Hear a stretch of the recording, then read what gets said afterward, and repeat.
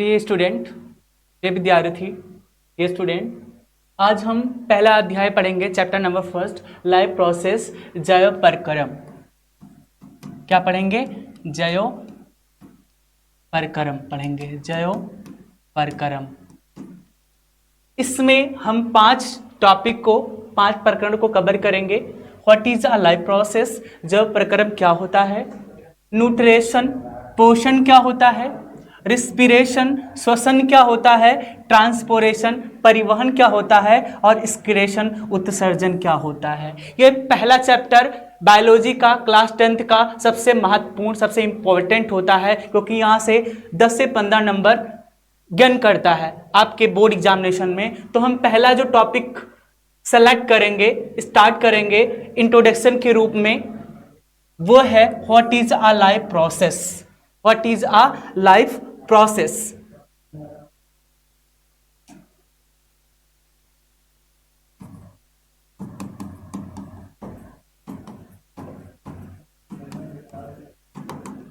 What is a life process, जैव प्रक्रम क्या है। ठीक है, वह सभी प्रक्रियाएं जो जीवधारी द्वारा अपने आप को अनुरक्षण के लिए किया जाता है, जैव प्रक्रम कहलाता है। जैव प्रक्रम के क्रम में पोषण, श्वसन, परिवहन, उत्सर्जन आदि शामिल होते हैं। अगर हम अंग्रेजी में बात करें तो हम कहेंगे लाइफ प्रोसेस क्या होता है। तो life process is defined as the basic performance by the organism in order to maintain his life is called life process, such as example nutrition, excretion, transpiration, respiration, control and coordination। हम जानते हैं कि पृथ्वी पर पाए जाने वाले समस्त जीव अपना भोजन कैसे ग्रहण करते हैं और क्यों ग्रहण करते हैं, ताकि वे अपने आप को अनुरक्षण कर सके। इस नाते वे भोजन ग्रहण करते हैं, इस नाते वे पोषण ग्रहण करते हैं। और पोषण जो है अलग अलग जीवों में अलग अलग प्रकार से होता है, और उस पोषण के आधार पे वे अपने आप को ऊर्जावान बनाते हैं, ऊर्जा को ग्रहण करते हैं। अगर वे भोजन नहीं करेंगे तो उन्हें ऊर्जा नहीं मिल पाएगी, एनर्जी नहीं मिल पाएगी, और वो एनर्जी को यूटिलाइज कैसे करते हैं उसके बारे में हम आगे पढ़ते हैं। तो सभी जीवों में अलग अलग प्रकार से पोषण होता है। वो पोषण, वो भोजन को ऊर्जा के रूप में यूटिलाइज करते हैं, और वो ऊर्जा का यूटिलाइजेशन उपापचयी प्रक्रिया द्वारा होता है। अब उपापचयी प्रक्रिया क्या होती है हम जानने की कोशिश करते हैं। उपापचयी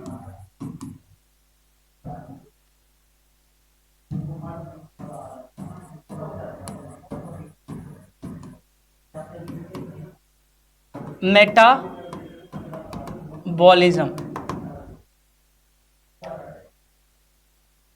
वह सभी रासायनिक क्रियाएं जो जीवों के शरीर में निष्पादित होती है उसे हम उपापचयी क्रिया कहते हैं। Metabolism sum of all total chemical reaction occurring in a organism body in order to maintain his life is called metabolism। अब ये 2 प्रकार की होती हैं। पहला है एनाबॉलिज्म एंड दूसरा है केटाबॉलिज्म। इसको बोलते हैं अपचयी और इसे बोलते हैं उपचयी। इसमें क्या होता है, एनाबॉलिज्म में क्या होता है, requirement of input energy in the form of complex to simpler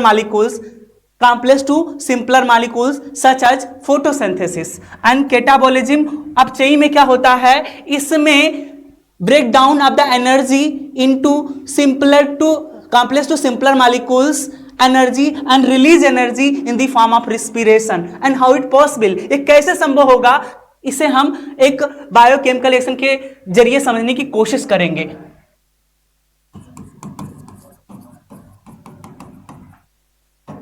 जैसे C6H12O 12H2O, C6H12O6 plus 6O2 plus 6H2O। ये जो बायोकेमिकल रिएक्शन आपको दिख रहा है, ये फोटोसिंथेसिस को रिप्रेजेंट करता है। अब क्या है, अब ये जो हमारा कॉम्प्लेक्स मॉलिक्यूल्स है ये क्या कर रहा है, इनपुट एनर्जी को सिंपल मॉलिक्यूल्स एनर्जी में क्या कर रहा है, चेंज कर रहा है। किसमें, सिंपल मॉलिक्यूल्स एनर्जी में चेंज कर रहा है। इस नाते हम बोलेंगे ये एनाबॉलिज्म है, ये अपचयी प्रक्रिया है। क्या है, अपचयी प्रक्रिया है। अब हम बोलेंगे कि केटाबॉलिज्म। केटाबॉलिज्म, केटाबॉलिज्म में क्या होता है, break down of the energy molecules होता है। अब ब्रेक डाउन कैसे होगा, हम इसको C6H12O6 और +6O2 से रिएक्शन कराएंगे तो क्या बनेगा, 6CO2 + 6H2O and energy formation करेगा ATP, एडेनोसिन ट्राइफॉस्फेट। ये प्राइमरी एनर्जी पॉइंट होता है सेलुलर रिस्पिरेशन में, ये सेलुलर रिस्पिरेशन में पॉइंट होता है। तो ये दो प्रक्रियाएं जो है मेटाबॉलिज्म प्रोसेस में इंक्लूड होती हैं और यही जो है ऊर्जा को यूटिलाइज करती है सभी जीवों के शरीर में, चाहे वो यूनिसेलुलर ऑर्गेनिज्म हो, चाहे वो मल्टी सेलुलर ऑर्गेनिज्म हो, चाहे वो प्लांट हो। आगे बढ़ते हैं, अब आते हैं न्यूट्रिशन, इसको बोलते हैं पोषण। क्या बोलते हैं, पोषण।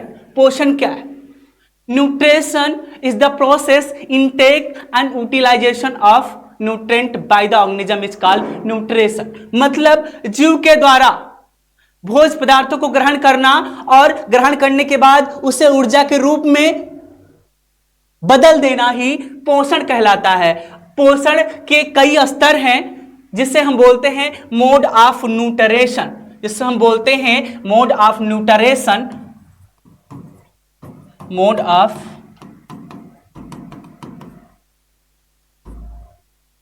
न्यूट्रिशन। पहला है ऑटोट्रॉफिक, दूसरा है हेटेरोट्रॉफिक। और हेटेरोट्रॉफिक को हम डिवाइड करेंगे सैप्रोफिटिक,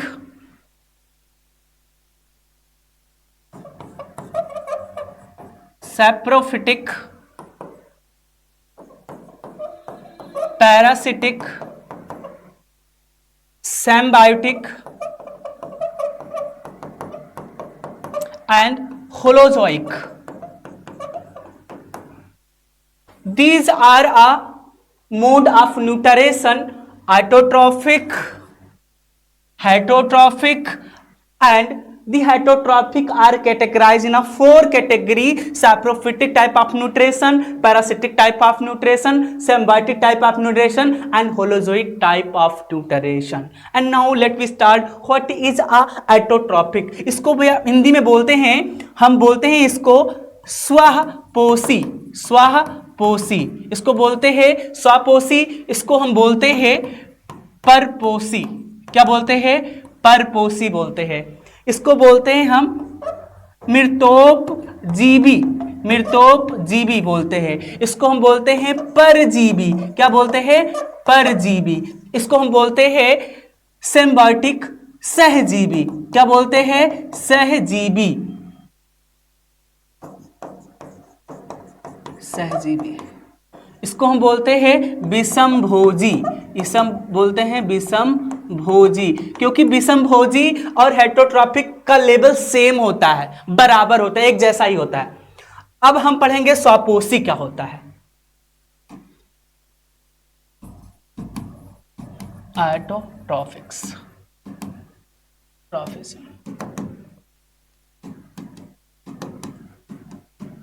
स्वपोषी ऐसे जीव जो अपना भोजन स्वयं बनाने की क्षमता रखते हैं या बना लेते हैं, ऐसे जीव स्वपोषी जीव कहलाते हैं। मतलब कि स्वपोषी जीव हमेशा प्राइमरली प्रोड्यूसर होते हैं। क्या होते हैं, प्रोड्यूसर होते हैं। इसमें सभी हरे पौधे व शैवाल आते हैं और कुछ बैक्टीरिया भी शामिल होते हैं। तो ऑटोट्रॉफिक में स्वपोषी में ऐसे जीव जो अपना भोजन स्वयं बनाने की क्षमता रखते हैं या बना लेते हैं, ऐसे जीव क्या कहलाते हैं? ऑटोट्रॉफिज्म या स्वपोषी कहलाते हैं। जैसे सभी हरे पेड़ पौधे प्रकाश संश्लेषण की क्रिया करते हैं, फोटोसिंथेसिस की क्रिया करते हैं। अब क्रिया करते कैसे हैं? आप लोग जानते हैं, आपने पिछली कक्षाओं में पढ़ा है कि जो पौधे होते हैं इनकी पत्तियों में क्लोरोफिल पिगमेंट होता है, पर्णहरिम होता है, जिससे के वजह से ये प्रकाश की ऊर्जा को एब्जॉर्ब करते हैं, अवशोषण करते हैं और बाहर से आपके एटमॉस्फेयर से क्या लेते हैं? कार्बन डाइऑक्साइड लेते हैं और अपनी जड़ से वाटर लेते हैं, जल लेते हैं और ये रासायनिक क्रिया के द्वारा ग्लूकोज का कार्बोहाइड्रेट का निर्माण करते हैं और बाय प्रोडक्ट में ऑक्सीजन को छोड़ देते हैं। इस प्रक्रिया को हम प्रकाश संश्लेषण की प्रक्रिया में इंक्लूड करते हैं, अंतर्निहित करते हैं। अब आगे बढ़ते हैं हेटरोट्रॉफिक्स।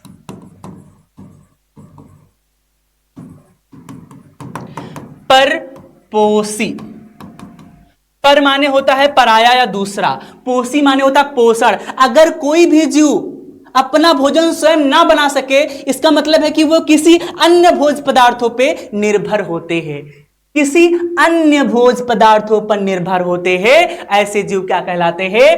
परपोषी या हेटरोट्रॉफिक्स एनिमल कहलाते हैं। जैसे सभी जीव जंतु और फंजाई, सभी जीव जंतु और फंजाई माने कवक, ये क्या होते हैं? हेटरोट्रॉफिक्स होते हैं, क्योंकि इन्हें किसी ना किसी अन्य भोज्य पदार्थों पर निर्भर होना ही पड़ता है। समझे? क्योंकि इन्हें किसी ना किसी अन्य भोज्य पदार्थों पर निर्भर होना ही पड़ता है। आगे बढ़ते हैं। अब आता है हमारा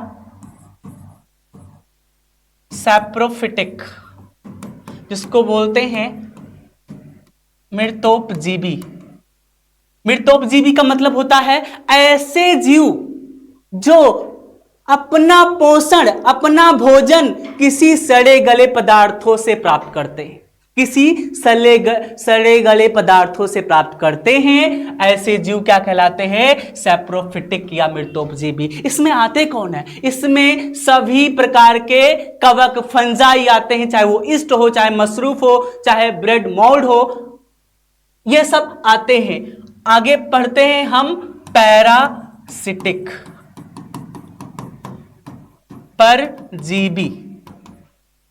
पैरासिटिक, परजीवी, ऐसे जीव जो अपना पोषण, अपना भोजन प्राप्त करने के लिए किसी दूसरे होस्ट बॉडी पे रहते हैं तथा उन्हें बिना नुकसान पहुंचा ही अपना भोजन प्राप्त करते हैं। ऐसे जीव को हम पैरासिटिक या परजीवी बोलते हैं। पर माने होता है पराया, दूसरा, जीवी माने होता है दूसरे जीव शरीर पर होना और उनसे अपना भोजन प्राप्त करना ही परजीवी कहलाता है। इसके उदाहरण हम समझेंगे क्या है। परजीवी में कस्क्यूटा, ये होता है कस्क्यूटा। अमरबेल होता है, एक पौधा होता है जो कि लता के रूप में होता है, बेन के रूप में होता है। इसमें लीफ, स्टम वेल डिफाइंड नहीं होता है। ये क्या होता है? परजीवी होता है, पैरासाइट होता है। आपने पढ़ा होगा लाइस माने होता है जू, ठीक है। टिक्स माने होता है खटमल। ये सब क्या है? ये परजीवी हैं। ये दूसरे जीवों पे निर्भर होते हैं और उन्हीं से अपना भोजन प्राप्त करते हैं। आगे पढ़ते हैं हम सिम्बायोटिक माने सहजीवी, साथ साथ, मतलब ऐसे दो अलग अलग जीव किसी अन्य जीव पर एक साथ रहकर एक दूसरे को बेनिफिटेड करते हो, सहजीवी कहलाता है। जैसे लाइकेन क्या है? कहां पे उगता है? लाइकेन उगता है आपके एल्गा पे, साइनोबैक्टीरिया एल्गल या फोटोसिंथेटिक एल्गा और फंजाई के कॉम्बिनेशन में, और उससे एक दूसरे को क्या बेनिफिटेड करते हैं। और लाइकेन ग्रो कहां करता है? जहां पे सल्फर डाइऑक्साइड की अधिकता होती है। और हम एक क्वेश्चन यहां से पुटअप करते हैं कि जो लाइकेन होता है ये एयर पॉल्यूटेंट को इंडिकेट करता है एयर पोल्यूटेंट मतलब जहां पे सल्फर डाइऑक्साइड की अधिकता हो जाती है वहां पे ये लाइकेन ग्रो करते हैं। और ग्रो कहां करते हैं? एल्गा और फंजाई के बीच में सिम्बायोटिक एसोसिएशन के बीच के रूप में काम करते हैं। आगे बढ़ते हैं, हम आते हैं होलोजोइक। ये बहुत ही महत्वपूर्ण है। इसे बोलते हैं विषम भोजी या पोषी। ये बहुत इंपॉर्टेंट है, विषम भोजी या पोषी। मतलब कि होलोजोइक में वे सभी जीव शामिल होते हैं जो अपना भोजन जटिल भोज्य पदार्थों के रूप में ग्रहण करते हैं, जैसे मनुष्य है, हाथी है, अमीबा है, पैरामीशियम है। वे सभी जीव जो जटिल अणुओं के रूप में अपना भोज्य पदार्थ ग्रहण करते हैं और वे एक विशेष प्रक्रिया के तहत अपने भोजन का पाचन करते हैं, वो होलोजोइक या विषमभोजी या पोषी जीव कहलाते हैं। अब जैसे मनुष्य है या अमीबा है, तो मनुष्य क्या करता है? जटिल अणुओं को भोजन ग्रहण करता है, उसको सिंपल अणुओं में कन्वर्ट करता है। और कन्वर्ट कैसे करेगा? बायोकैटालिस्ट के रूप में या बायोकैटालिस्ट की सहायता से, जिसे हम एंजाइम बोलते हैं। और वही एंजाइम हमारे जटिल अणुओं को तोड़कर सरल अणुओं में कन्वर्ट कर देता है। इस प्रक्रिया को हम होलोजोइक टाइप ऑफ न्यूट्रिशन बोलते हैं।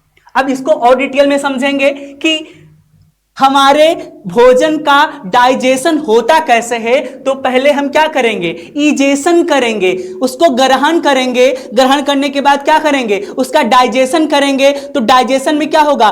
कॉम्प्लेक्स को सिंपल में कन्वर्ट कर लेंगे। फिर क्या करेंगे? उसे अब्जॉर्प्शन करेंगे, अवशोषण करेंगे। अवशोषण करके उसको एसिमिलेशन करेंगे और एसिमिलेशन के बाद हम उसे इजेशन करेंगे। इस प्रक्रिया को हम होलोजोइक टाइप ऑफ न्यूट्रिशन कहते हैं। Thank you so much.